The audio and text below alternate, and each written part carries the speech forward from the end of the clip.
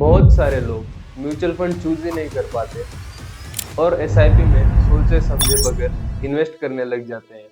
इसीलिए इंडिया में 97% लोग पहले 5 साल में गिव अप कर देते हैं और पैसा बना ही नहीं पाते, सिर्फ और सिर्फ ये एक साइकोलॉजिकल मिस्टेक की वजह से। और वो है not understanding the fundamentals of how mutual fund works and how to pick a good mutual fund and the psychology of SIP. Because when you understand the game you don't panic. अगर market fall भी कर रहा होगा तो आप panic नहीं करते। आज की इस वीडियो में हम डीप डाइव कवर करेंगे इन पॉइंट्स को, और वीडियो के खत्म होने के बाद आपको म्यूचुअल फंड पे और एसआईपी पे किसी से भी टिप लेने की जरूरत। So let's get started. So our first priority should be set a goal. आप अगर गौर करेंगे तो आपको पता चलेगा कि there are 2500 mutual fund, active mutual fund in the stock market. But हमें कोई स्पेसिफिक कैटेगरी का स्पेसिफिक म्यूचुअल फंड चूज करना है, तो हमें setting a goal is very crucial. इसे मैं एक एग्जांपल के साथ समझाता हूँ।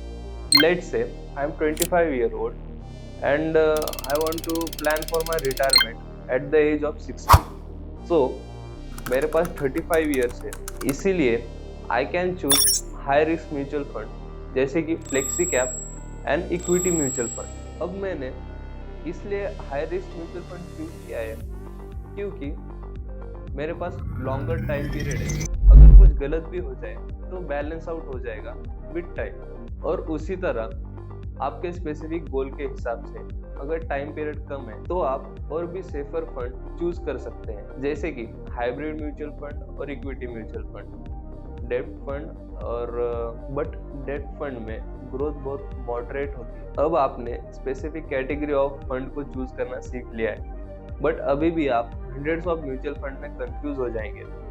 इसीलिए आज मैं आपको वो 6 नंबर सिखाऊंगा जो फंड मैनेजर भी चुपके से देखते हैं बट रिटेल इन्वेस्टर इग्नोर कर देते हैं। इस वीडियो के बाद आप कभी भी म्यूचुअल फंड में ब्लाइंडली इन्वेस्ट नहीं करोगे। सोच के देखो, 10 साल तक आप हर महीने 5000 रुपीज इन्वेस्ट करते हो, टोटल पैसे गए 6 lakh rupees.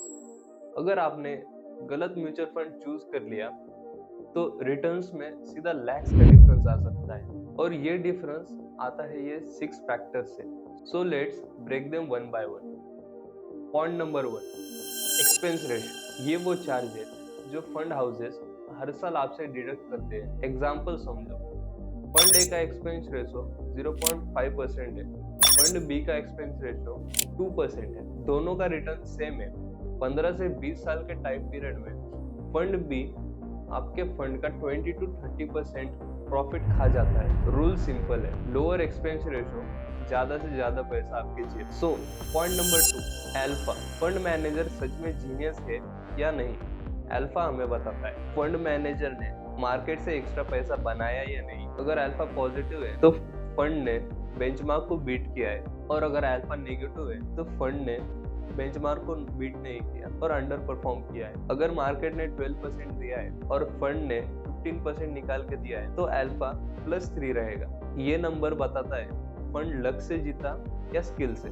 Point number 3, standard deviation. ये नंबर हमें बताता है रिटर्न कितने स्टेबल है और रिस्क फ्री है। Low standard deviation is equal return ज्यादा stable, risk free. High standard deviation return ज्यादा बट रिटर्न ज्यादा हिलते जुलते और रिस्क ज्यादा।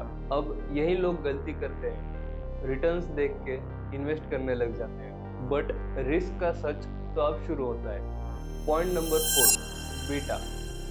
बीटा मतलब फंड मार्केट से कितना ज्यादा या कम रिएक्ट करता है। अगर बीटा 1 है तो मार्केट जैसा ही चलेगा। अगर बीटा 1 से ज्यादा है तो मार्केट से ज्यादा ऊपर और ज्यादा नीचे जा सकता है। अगर बीटा 1 से कम है तो थोड़ा सेफ रहे। तो हाई बीटा अगर आप चूज करते हैं तो आपको पैनिक सेल करवा सकता है। स्मार्ट इन्वेस्टर रिस्क को कंट्रोल करते हैं, इग्नोर नहीं। Point number 5, Sharpe ratio. Return versus tension का फॉर्मूला। शार्प रेशो एक सिंपल सवाल पूछता है, जो रिटर्न मिला उसके लिए हमने कितना रिस्क लिया। Higher Sharpe is equal to कम रिस्क में बेटर रिटर्न। अगर दो फंड सेम रिटर्न दे रहे हैं तो शार्प रेशो आपको बता देगा कौन सा स्मार्टर चॉइस है। Point number 6, Sortino ratio, downside risk का सच। शार्प रेशो रिस्क काउंट करता है, but Sortino ratio negative risk देखता है, क्योंकि सच ये है अपसाइड से किसी को प्रॉब्लम नहीं।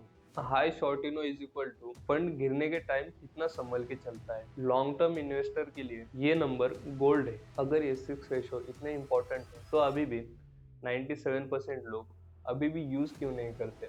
बिकॉज ये चीजें प्लेटफॉर्म हाईलाइट नहीं करती और एजेंट्स कमीशन के बारे में बात नहीं करते। बट अब आप डिफरेंट हो। नेक्स्ट टाइम जब म्यूचुअल फंड चूज करो, ये नंबर जरूर देखना। अब आते हैं वीडियो की मोस्ट इंपॉर्टेंट पार्ट पे, the psychology of SIP, how basically SIP works. सोचो, अगर मैं कहूँ आपको आप 5000 पर मंथ से करोड़पति बन सकते हो, तो आप हंसोगे या रुक के सोचोगे? क्योंकि सच ये है, करोड़पति बनने का फॉर्मूला हार्ड नहीं होता, बोरिंग होता है, और बोरिंग चीजें हम लोग इग्नोर कर देते हैं। आज मैं आपको कंपाउंडिंग समझाऊंगा नहीं, फील करवाऊंगा। देखो, एक सिंपल क्वेश्चन, अगर आप 7 दिन जिम जाओ और आपको 6 पैक्स ना दिखे, तो क्या जिम का पूरा कॉन्सेप्ट ही गलत है? नहीं, बस यही लॉजिक कंपाउंडिंग का है। बट पैसे के मामले में हम लोग अपना पेशेंस खो देते हैं। चलो एक रियल एग्जांपल के साथ समझते हैं। दो दोस्त थे, रोहन एंड अमन। दोनों सेम सैलरी कमाते हैं, दोनों भी सेम एसआईपी चालू करते हैं 5000 पर मंथ। डिफरेंस सिर्फ एक है, रोहन 3 साल के बाद बोलता है यार कुछ खास नहीं हो रहा, रिटर्न इतने दिख नहीं रहे, और वो अपनी एसआईपी बंद कर देता है। बट अमन अपनी एसआईपी कंटिन्यू करता रहता है फॉर 10 ईयर।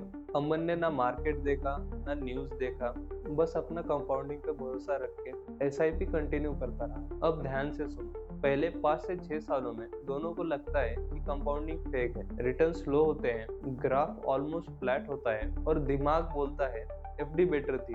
यही 90% लोग गेम छोड़ देते हैं। अब यहाँ कंपाउंडिंग का असली रूल आता है, जो कोई बताता नहीं। कंपाउंडिंग पैसे पे नहीं, बल्कि टाइम पे काम करती है। पहले साल में आप सिर्फ पैसा जमा कर रहे होते हो, पैसा पैसे कमा ही नहीं रहा होता। पर जैसे ही टाइम क्रॉस होता है, 10 से 12 साल के बाद रिटर्न इन्वेस्टमेंट से ज्यादा कमाने लगते हैं। और यही लोग कहते हैं भाई कंपाउंडिंग का मैजिक देखो। पर सच ये है, मैजिक लास्ट में दिखता है, पहले मेहनत होती है। अब एक शॉकिंग फैक्ट सुनो, वेल्थ का 70 to 80% लास्ट के 25 to 30% ऑफ टाइम में बनता है। अगर आप 20 साल इन्वेस्ट करते हो तो ज्यादा पैसा लास्ट के 5 to 6 ईयर्स में बनता है, और जो वहां तक रुक गया वो जीत गया। अब थोड़ा सा अनकंफर्टेबल ट्रूथ, अगर आप एसआईपी नहीं करते तो आप अपने फ्यूचर वर्जन से पैसा चुरा रहे हो। और अगर एसआईपी कर रहे हो बट कंसिस्टेंसी नहीं है, स्किप, पॉज, स्टॉप, रिस्टार्ट, तो आप कंपाउंडिंग का इंजन ही तोड़ रहे हो। कंपाउंडिंग का सबसे बड़ा दुश्मन है इम्पेशंस, ओवर थिंकिंग और कंपैरिजन। सोशल प्रूफ सुनो, हर सक्सेसफुल लॉन्ग टर्म इन्वेस्टर, चाहे वो म्यूचुअल फंड हो, रिटायरमेंट कॉर्पस हो या करोड़पति इन्वेस्टर हो, सबका एक ही सीक्रेट है। और फोमो ये कहता है, जिसने आज स्टार्ट नहीं किया वो 10 साल बाद बोलेगा कि काश मैंने स्टार्ट किया होता।